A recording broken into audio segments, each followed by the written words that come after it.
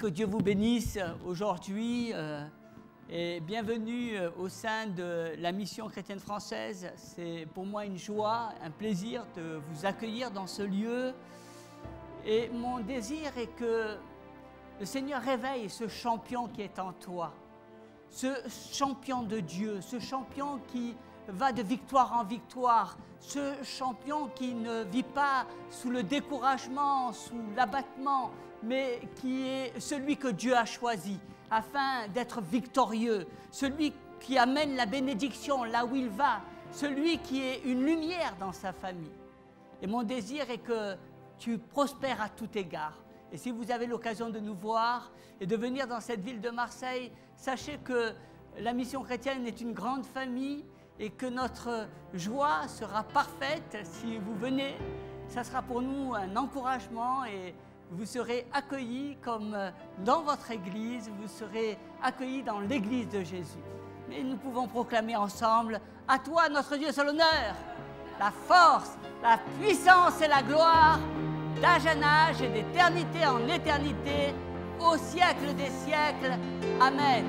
À toi notre Dieu soit l'honneur, la force, la puissance et la gloire, d'âge en âge et d'éternité en éternité, au siècle des siècles. Amen. Saint, Saint, Saint est l'Éternel des armées. Toute la terre est remplie de sa gloire. Saint, Saint, Saint est l'Éternel des armées. Toute la terre est remplie de sa gloire. Saint, Saint, Saint est l'Éternel des armées. Toute la terre est remplie de sa gloire. Amen. Je vais vous parler aujourd'hui d'être un miracle pour quelqu'un.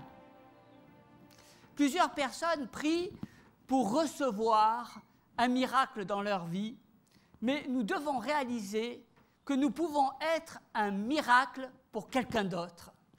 Chaque jour, avec mon attitude, je vais apporter quelque chose de bon pour quelqu'un d'autre.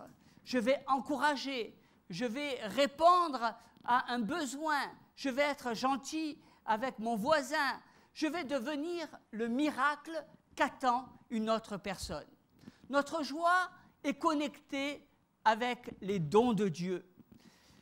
La raison pour laquelle les gens ne sont pas heureux aujourd'hui est qu'ils sont focalisés sur leurs fardeaux, leurs difficultés, leurs besoins. Mais nous devons ne pas être focalisés sur nous-mêmes. Nous devons être une bénédiction pour les autres. Quand tu te lèves le matin, que ta prière soit: Seigneur, montre-moi quelqu'un à qui je vais apporter la bénédiction. Montre-moi quelqu'un à qui je vais apporter de l'encouragement. Montre-moi quelqu'un qui a des besoins afin que je lui apporte la solution à ses problèmes. Tu dois sortir et regarder pour que tu peux être une personne formidable. Tu peux être quelqu'un que Dieu a choisi afin que la bonté de Dieu se manifeste en toi. Pas spécialement pour quelque chose de très grand, mais un sourire, un encouragement, quelqu'un qui a besoin de toi. Rappelle-toi ce principe de vie, vivre pour donner. Nous sommes la bénédiction. Tu es la bénédiction. Dis à ton frère, à ta sœur, tu es la bénédiction. Chaque jour, nous devrions aller dehors avec une bénédiction pour quelqu'un d'autre. Ton époux, tes amis, ton voisin, un étranger. N'attends pas l'anniversaire, n'attends pas Noël ou Pâques pour apporter un miracle, apporter de la joie, pour apporter du bonheur dans ta vie, dans ton intimité. Chaque jour, tu es un miracle pour ton entourage. Chaque jour, eh bien, tu dois manifester à nouveau l'amour que tu as pour ceux avec qui tu vis. Chaque jour, eh bien, tu dois dire à ces personnes que tu es attaché à eux. C'est à cela que le Seigneur nous appelle, à être une bénédiction. une bénédiction pour quelqu'un d'autre, une bénédiction qui apporte de la joie, qui apporte un sourire, qui apporte la vie. Dis aux personnes que tu aimes combien elles comptent à tes yeux. Sois bon pour quelqu'un. Tu es peut-être son miracle. C'est un mot encourageant. C'est exactement ce dont le monde a besoin. Vous n'avez pas remarqué que les gens sont découragés. Et bien souvent, lorsqu'on rencontre quelqu'un qui est découragé, on a tendance à être découragé avec cette personne. Finalement, on est deux personnes qui sommes découragées. Mais toi, tu as quelque chose de spécial. Toi, Dieu t'a appelé à ne pas être découragé parce que tu as celui qui est le plus grand avec toi. Et Dieu t'a appelé à encourager celle qui est découragée. À avoir toujours cette parole positive, cette parole de réconfort, cette parole de soutien qui va amener la personne à recevoir le miracle. Tu es un miracle de Dieu. Tu es ce miracle que Dieu a choisi pour apporter de la joie autour de toi, pour apporter du réconfort autour de toi. Et je crois que c'est ce que le monde a besoin de plus en plus aujourd'hui. Nous voyons tant de solitude, tant de souffrance, tant d'isolement, tant de découragement, qu'aujourd'hui, c'est si rare de voir des personnes qui vous encouragent, qui vous apportent du réconfort, qui vous donnent une bonne parole. C'est là la manière d'être un véritable guerrier de Dieu. Le guerrier qui, chaque jour, va trouver quelqu'un pour être bon avec cette personne, pour l'encourager, pour la bénir. C'est ça d'être un véritable guerrier. Je vais être un donneur, quelqu'un qui apporte, qui donne, qui sait qu'il est un enfant de Dieu et qu'il sait qu'il a reçu de Dieu ce qu'il peut donner, de la joie, de la paix, de l'amour. Et non quelqu'un qui s'attend toujours à recevoir, toujours à se plaindre, toujours à attendre des autres quelque chose qui vienne et qui pourra transformer sa vie. Je vais regarder aux manières d'apporter cette bénédiction. Je vais regarder à cela. Je peux être je peux être quelqu'un d'extraordinaire parce que je sais que je vais apporter la bénédiction à d'autres personnes. Vous imaginez apporter cette bénédiction, être un miracle. Je vais semer dans la vie des personnes, semer dans la vie de mes amis, semer autour de moi, dans ma famille, semer dans mon voisinage. Je vais semer pas du Jésus, je vais semer de l'amour, je vais semer de la paix, je vais semer de la joie, je vais semer ces paroles que Jésus aurait données à ce peuple qui était sans berger, qui était languissant. Du réconfort, de l'espérance. Je ne vais pas aller en me demandant « Mais comment je peux être béni aujourd'hui? Comment je vais recevoir quelque chose qui va me faire du bien ?» Je vais aller en me disant « Que pourrais-je faire pour apporter la bénédiction à quelqu'un d'autre ?» Tu es une bénédiction. Tu es une bénédiction. Dieu t'a choisi afin que tu sois une bénédiction pour les autres. C'est formidable d'être un enfant de Dieu. C'est formidable de savoir quel est l'appel, quelle est la vocation à laquelle nous sommes destinés. Nous sommes destinés à bénir. Nous sommes destinés à être une bénédiction pour ceux qui ont le plaisir, le privilège de nous côtoyer. C'est un privilège. Quelle grâce, quel amour. Tous les matins, notre prière devrait être « Père, aide-moi à être un miracle pour quelqu'un aujourd'hui. Aide-moi à être sensible aux gens que tu m'amènes, qui vont traverser la route de ma vie pendant cette journée. » Un jour, il y a un homme qui était en train de téléphoner, il était dans une cabine téléphonique et puis j'étais à côté, c'était certainement un étranger, et il était là, et la porte était entrouverte et puis j'ai vu qu'au travers de son attitude, que ce qu'il avait comme information était très douloureux. Il y avait des larmes qui ont coulé de son visage, et en sortant, je lui ai dit « Ça va ?» Il me fait « Non, je viens d'apprendre le décès de mon père. » Alors, je lui ai dit « Écoute, si tu veux, on peut aller prendre un café, on peut discuter ensemble. » Et il a été tout étonné parce qu'il ne savait plus où se tourner, il ne savait plus comment faire. Il était là, tourmenté, en train de dire « Mais qu'est-ce que je fais ? Je retourne dans ma ville, j'arrête mes vacances, etc. » Il était complètement perdu. Il avait besoin d'une personne à ce moment-là qui puisse l'aider, qui puisse lui apporter une solution.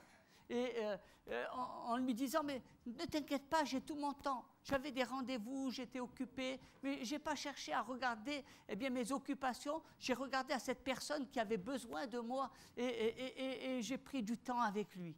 Et puis je l'ai accompagné à la gare, il a pu prendre son train, je lui ai donné mon numéro de téléphone. J'étais une bénédiction. Pour lui, j'étais le miracle qu'il attendait. Et je crois que chacun de nous, nous sommes un miracle pour l'autre. Pour ceux qui attendent. Je sais que ce que j'ai fait, c'est quelque chose de bien, c'est quelque chose de bon, et ça m'a apporté beaucoup de joie dans mon cœur. Vous savez, Dieu, quand on fait des choses bonnes, ça nous réconforte, ça nous apporte de la joie. Les dons de Dieu sont connectés à la joie. Quand tu fais quelque chose de bien, tu as la joie. Certainement, l'ennemi, il m'aurait dit, non, qu'est-ce que tu vas perdre ton temps avec quelqu'un que tu ne connais pas? Pourquoi perdre 2 heures avec lui, l'accompagner à la gare, etc. Mais non, va à tes occupations, et puis après tout, c'est son problème, ça ne te regarde pas. Vous savez, l'ennemi, il était là, mais Dieu nous parle. Et quand nous entendons la voix de Dieu, nous sommes cette bénédiction. Je me rappelle ce que Dieu a dit à Abraham, « Je vais te bénir, alors tu seras une bénédiction pour les autres. » Dieu nous a bénis et nous devenons une bénédiction pour les autres. Ne cherchez pas toujours la bénédiction pour vous, mais soyez une bénédiction pour les autres. La clé pour être béni, pour recevoir la bénédiction, c'est que tu bénisses les autres. Quand tu béniras les autres, toi-même tu seras béni. Parce que Dieu voit ce que tu fais dans le lieu secret. C'est ça qui est merveilleux. Quand tu étudies la vie de Jésus, c'est exactement ainsi qu'il a vécu. Il marchait chaque jour en bénissant les gens dans leur vie. Il guérissait les malades. Il consolait celui qui était seul. Le livre des Actes nous dit au chapitre 10, verset 38, « Dieu a oint du Saint-Esprit et de force Jésus de Nazareth, qui allait de lieu en lieu, faisant du bien et guérissant tout ce qui était sous l'empire du diable, car Dieu était avec lui. » C'est notre ministère, c'est ton ministère, c'est le ministère de chacun de nous. Ce n'est pas compliqué, tout ce que tu as besoin de savoir est d'aller dehors chaque matin, chaque jour, et d'être bon, d'être gentil avec les gens. Donne un compliment, ouvre la porte à quelqu'un qui est derrière toi, regarde aux opportunités pour faire du bien. Un jour, il m'est arrivé cette histoire, c'était des personnes âgées qui étaient là, et je prenais la voiture et il tombait des cordes. Alors j'avais pris un parapluie qui traînait dans l'église, et lorsque je suis sorti, j'ai vu 2 personnes qui étaient là et qui étaient trempées. Alors j'ai ouvert le rétroviseur et puis je leur ai dit, vous voulez le parapluie? Alors je savais que ça allait poser des problèmes parce que ce parapluie, on n'en avait qu'un seul à l'église. On m'a dit surtout, fais attention, on n'en a qu'un de parapluie. Mais mon bon cœur me perdra. J'ai dit à ces personnes, tenez mon parapluie. Et ces personnes m'ont regardé, elles avaient l'impression de voir un extraterrestre. Hein, on a l'impression, quoi, mais comment, c'est votre parapluie? Je dis, non, mais moi je suis dans la voiture, mais vous êtes dehors et il pleut. Alors, j'ai donné ce parapluie, je ne sais pas le prix de ce parapluie, peu importe. Mais ce qui est important, eh bien, c'est que ces personnes, elles ont regardé ça comme quelque chose d'extraordinaire. C'était un miracle qu'elles avaient reçu dans leur vie. À ce moment-là, le parapluie, peut-être qu'il avait une certaine valeur, mais certainement que la valeur de ce parapluie a été multipliée par 10, par 20, par 100. C'était le miracle que cette personne attendait dans sa vie. Et je me souviens que quelques années après, eh bien, j'ai eu affaire et j'ai eu besoin d'un parapluie. J'étais dans un hôtel et j'étais là dans le porche et il y avait, vous savez, les garçons d'hôtel, et puis j'attendais patiemment eh bien, que la pluie s'arrête. Et puis le portier me dit, mais si vous voulez, je peux vous prêter un parapluie. Et puis, vous voyez, et puis je suis sorti avec le parapluie. Rien ne se perd. Quand tu fais quelque chose de bien, eh bien, tu le récoltes toujours. Il y a toujours eh bien, le rendu avec Dieu. Rien ne se perd. Quand tu fais quelque chose avec le cœur, Dieu te bénit d'une autre manière. Et c'est ça qui est extraordinaire. C'est la manière dont Dieu travaille. Quand tu es bon avec les gens, eh bien, Dieu fera certainement ce que tu attendais de quelque chose de bon pour toi. Le livre des Galates nous dit au chapitre 6, verset 10, « Ainsi donc, pendant que nous en avons l'occasion, pratiquons le bien envers tous, et surtout les frères en la foi. » Lorsque tu as une opportunité d'être bon, tu peux être une bénédiction. Ne dis pas « je suis occupé », la prochaine fois, ne rate pas une opportunité pour être un miracle pour quelqu'un d'autre. Si tu vois quelqu'un à la réunion qui est découragé, qui est abattu, et ne sois pas simplement à côté d'elle en te disant « oh ben aujourd'hui, la personne elle doit avoir des soucis, elle a un problème, oh ben c'est son problème, ça lui passera dimanche prochain ». Ne te dis pas ces choses-là. Hein, prends du temps, essaie de l'inviter à boire un café, discute avec cette personne, réconforte-la, apporte-lui de la prière. Dieu nous invite à ne pas être des étrangers, mais nous faisons partie de la famille de Dieu. Et Dieu nous invite à nous entretenir les uns les autres, à nous soutenir les uns les autres. Hein, et en cela, eh bien, ne sois pas indifférent, ne sois pas insensible, ne sois pas renfermé sur toi-même, mais bien au contraire, eh bien, soutiens toutes ces personnes que tu vois qui sont dans le découragement. Un jour, il y avait une femme, et c'était une femme qui travaillait chez quelqu'un que je connais, et cette personne était complètement découragée. À un moment donné, elle était là et puis elle ne savait pas comment elle allait faire et la personne lui a dit « mais qu'est-ce qu'il y a, ça ne va pas ?» Alors elle lui a dit « oui, mais j'ai des problèmes financiers, je dois payer des études, etc. » Et la personne lui a dit « ne t'inquiète pas, je vais pourvoir à ces études, je vais pouvoir payer ces études.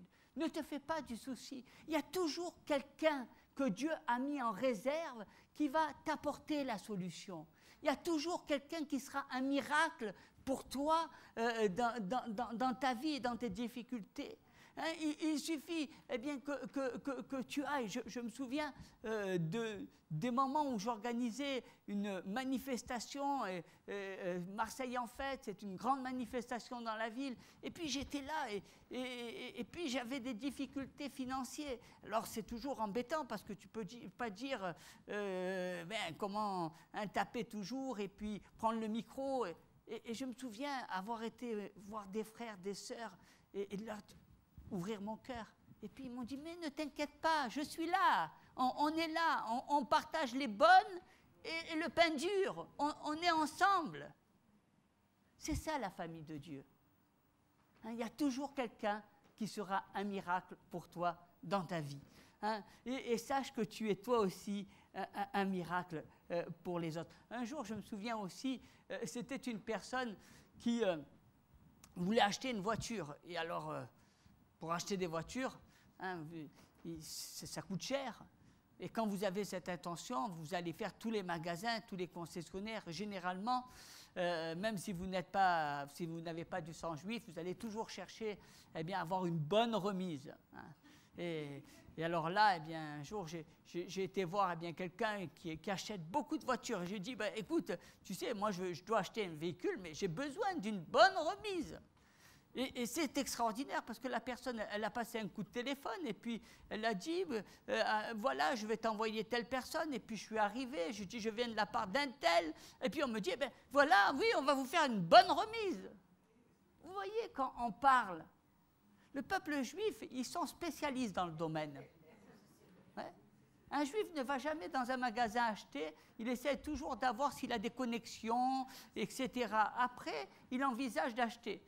Hein, mais au début, il ne va jamais faire la démarche d'aller. Et puis, vous savez, il n'y a rien de ralent. Je disais dernièrement à quelqu'un qui avait acheté quelque chose, je lui dis, fais attention, c'est la période des soldes.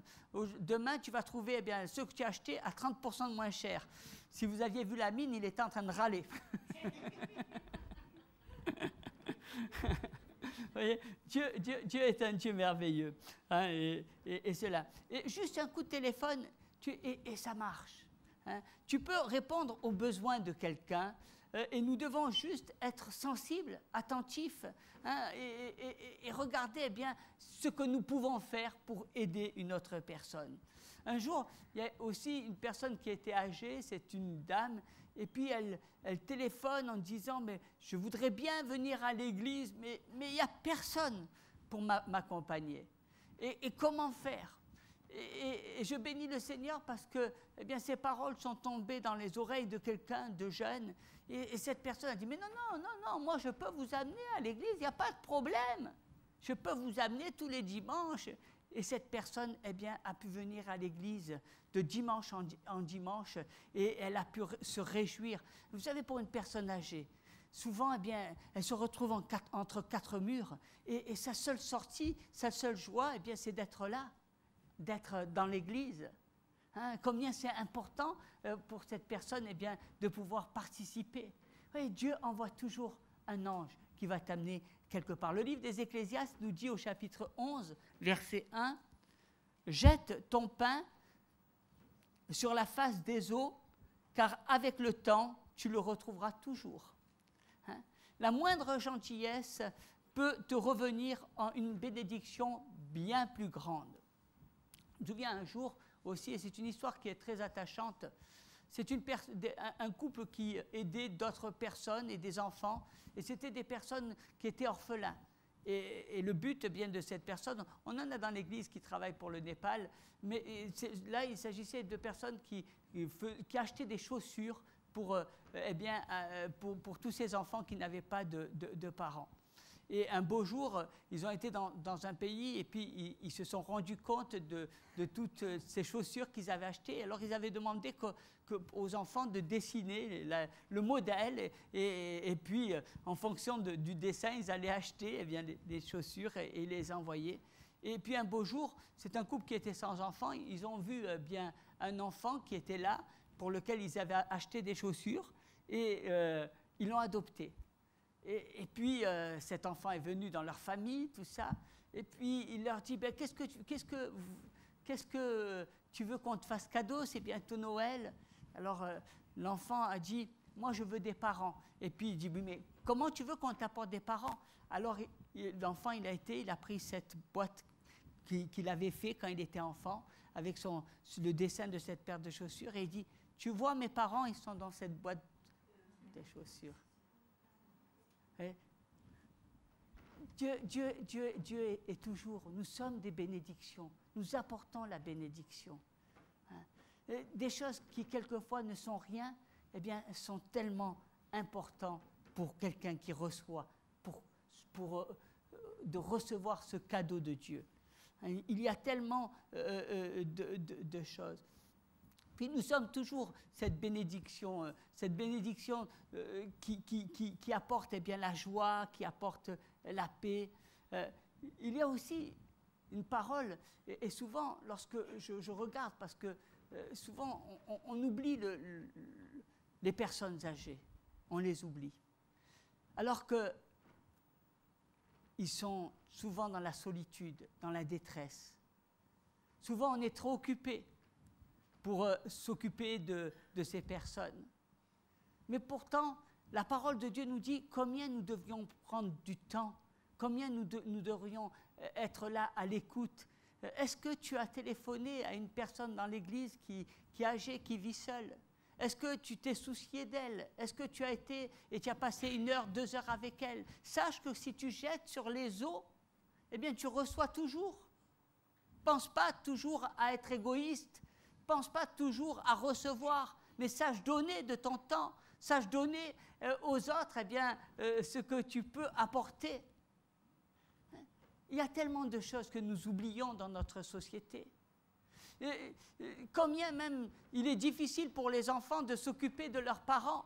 Pourtant, la parole de Dieu nous dit dans le livre de Deutéronome, au chapitre 5, verset 16, « Honore ton père et ta mère comme l'Éternel ton Dieu te l'a ordonné, afin que tes jours se prolongent et que tu sois heureux dans le pays que l'Éternel ton Dieu te donne. » C'est le seul commandement qui est accompagné eh bien, d'une promesse. Et là, eh bien, le Seigneur te dit, honore ton Père. C'est ta préoccupation. Sois dans la joie quand tu dois t'occuper de tes parents. Sois dans la joie de pouvoir eh bien, être là, disponible pour eux. Ne cherche pas à regarder. Tu es le miracle qu'attendait cette personne. Et sache qu'un jour, toi aussi, tu seras peut-être âgé, certainement. Et tu auras un ange que Dieu aura envoyé qui sera près de toi et qui pourra s'occuper de toi. Rien ne se perd. Dieu est un Dieu de bénédiction.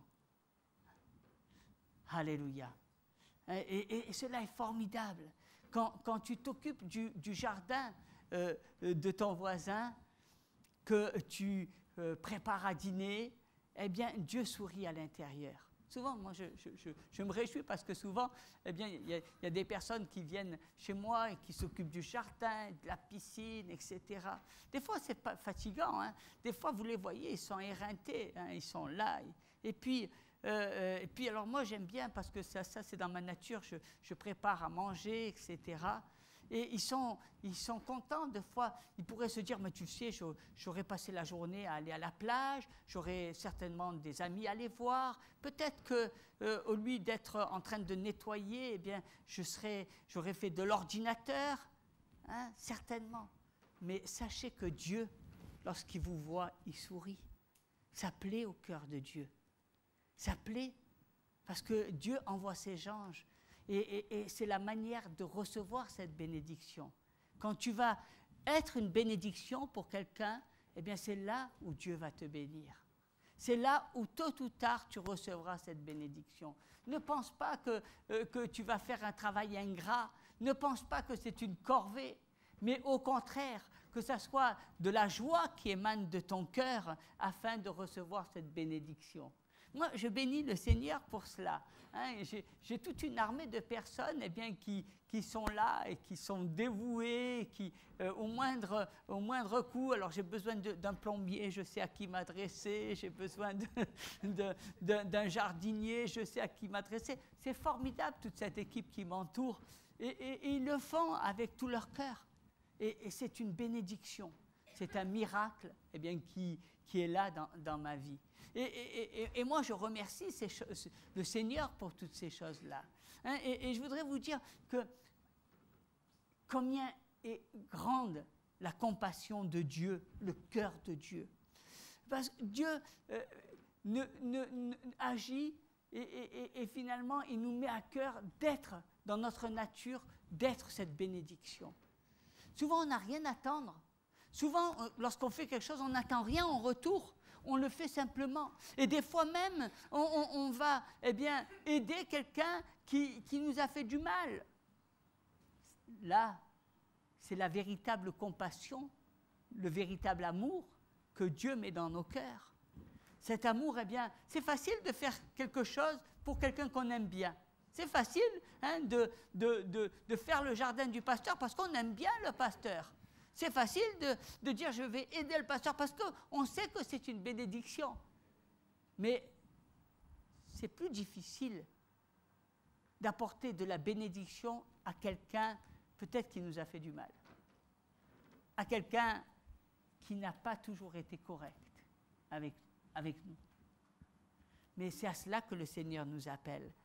La bonne nouvelle est lorsque les gens ne peuvent pas payer en retour, ne peuvent pas t'apporter en retour, eh bien Dieu, sache, te paye en retour.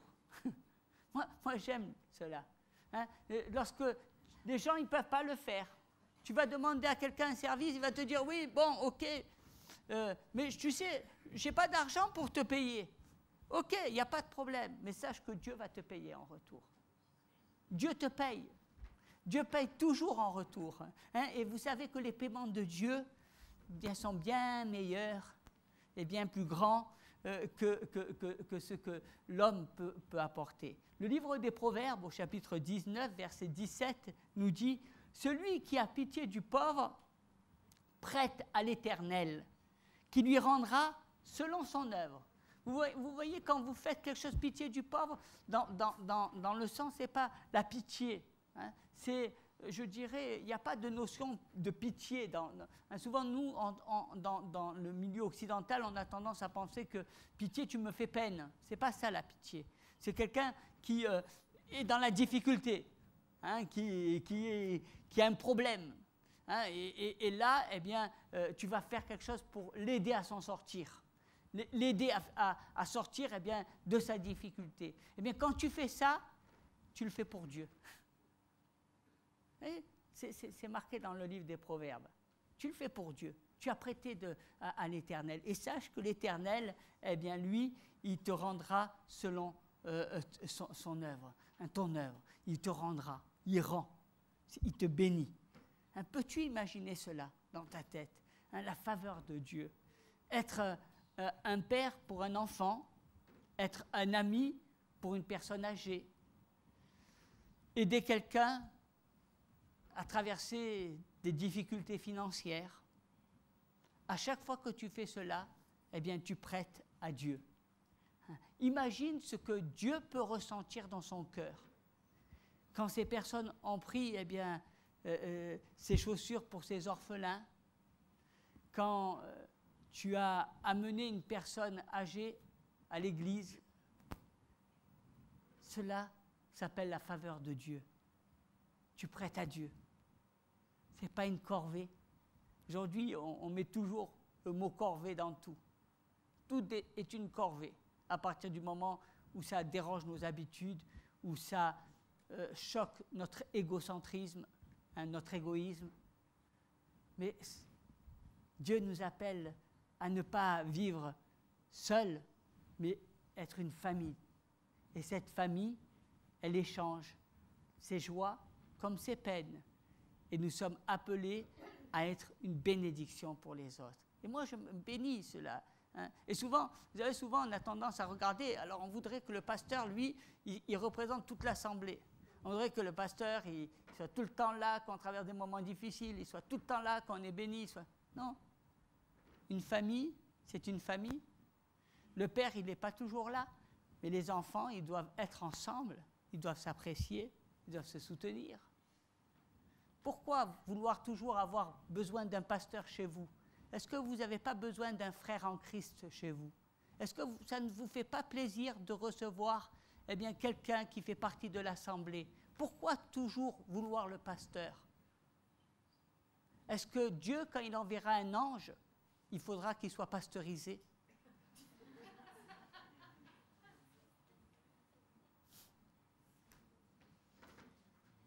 Ouvre ton cœur, sache recevoir cet ange que Dieu t'envoie, que ce soit ton frère ou ta sœur dans le Seigneur, ou que ce soit cet étranger qui te fait un sourire.